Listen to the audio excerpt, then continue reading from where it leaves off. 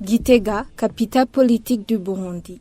Une trentaine de techniciens laborantins venus des hôpitaux de district de la région centre-est du pays sont réunis dans un atelier de formation sur la gestion sécurisée des échantillons de la COVID-19.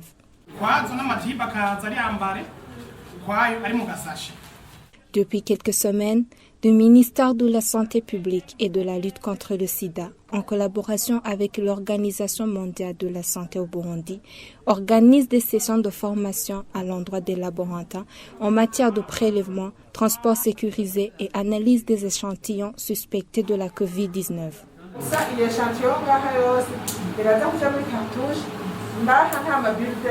Le directeur des laboratoires à l'Institut national de santé publique indique que ces formations s'inscrivent dans l'accompagnement de la campagne de sensibilisation et de la lutte contre la COVID-19 qui a été lancée par le président de la République, Evariste Ndayishimiye.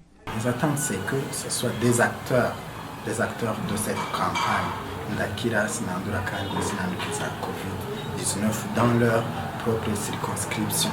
Et donc, jadis, c'était le laboratoire national de référence de l'INSP qui faisait à la fois le prélèvement, le transport des échantillons ainsi que l'analyse. Mais dans le cadre de cette décentralisation, l'on veut que au niveau des concentrés, au niveau des districts sanitaires, il y ait un pool de gens qui soient capables de faire le prélèvement, de transporter les échantillons, mais aussi là où il y a appareil jeune expert, de pouvoir faire le diagnostic de la COVID-19 en utilisant cet appareil jeune expert.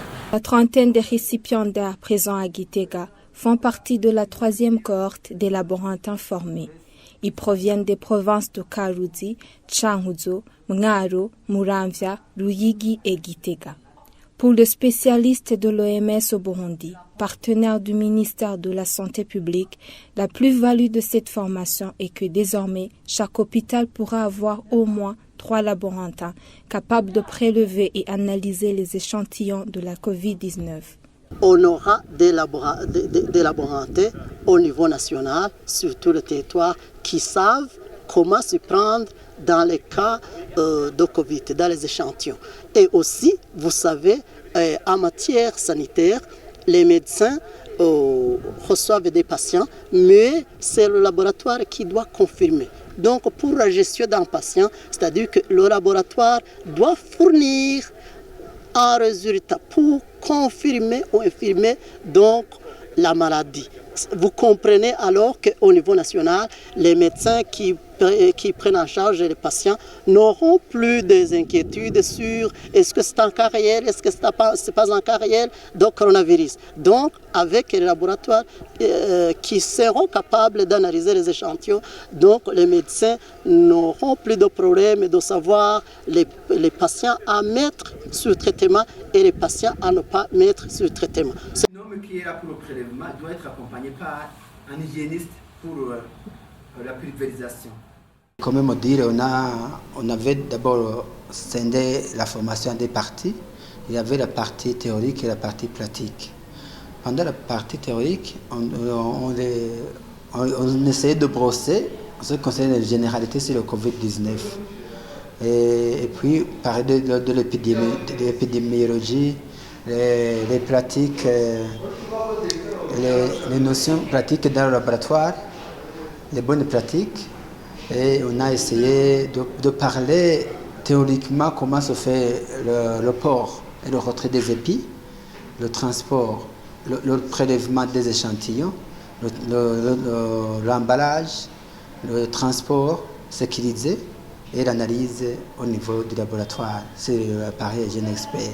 La partie pratique, on allait directement sur comment on porte les épis, comment on désinfecte les mains et comment on porte les épis, les équipements de protection individuelle et comment on fait un prélèvement et comment on fait l'emballage des échantillons, sauf le triple emballage, et comment on fait le transport sécurisé des échantillons et comment on fait alors le traitement au laboratoire pour faire l'analyse sur les Jeune Expert. Des sessions de formation similaires ont déjà eu lieu, respectivement à Bujumbura pour les laborantins des districts de l'Est, ainsi qu'en Godi pour les laborantins des districts du Nord du pays. Ces formations sont organisées par le ministère de la Santé publique et de la lutte contre le sida, avec l'appui du bureau de l'OMS au Burundi, grâce à un don de la République populaire de Chine. Au final, elles permettront à 120 laborantins issus de tous les districts sanitaires d'acquérir des connaissances de la gestion des échantillons de la COVID, mais aussi dans le domaine de la biosécurité des laboratoires. Des formations venues à point nommé selon les participants. J'ai eu la chance de suivre cette formation et c'est une très bonne chose car je n'ai pas appris comment diagnostiquer cette maladie à l'université et ici, nous ne savions pas que l'appareil à notre disposition pouvait détecter le coronavirus. C'est une très bonne chose car avant, les gens avaient peur. Ils se disaient qu'ils pouvaient partir à Bujumbura étant en bonne santé et rentrer étant contaminés. Mais cette fois-ci, ils disent qu'il suffit d'aller à l'hôpital pour des prélèvements sans crainte d'être contaminé. Les examens peuvent désormais se faire sur place. C'est un avantage pour nous, mais aussi pour les gens habitant ici. Après les aspects théoriques liés à la gestion sécurisée des échantillons, les laborantins ont ensuite eu l'occasion de mettre en pratique ce qu'ils auront appris sous l'égide des experts en laboratoire de l'INSP de l'OMS. Pour le cas des récipiendaires de la 3e cohorte, c'est en pratiquant aux séances de dépistage public de la COVID-19 qui ont lieu à l'hôpital régional de Gitega. Auparavant, je ne savais pas comment prélever, mais maintenant, je sais très bien. Je vais essayer de faire un bon prélèvement, bon emballage, bon transport et le diagnostic du Covid dans les meilleurs délais, en délai au moins 52 minutes.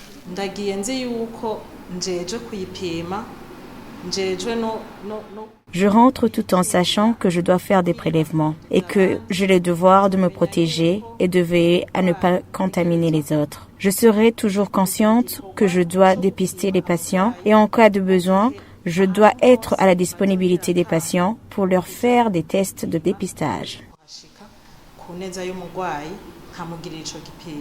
Après les provinces du centre-est du pays, l'INSP, toujours en partenariat avec l'OMS, compte organiser la 4e session de cette formation qui sera le dernier pool dans la province de Rumonge pour les laborantins des hôpitaux des districts de la région sud à l'intention des laborantins de Makamba, Ururi, Rutana et Rumonge.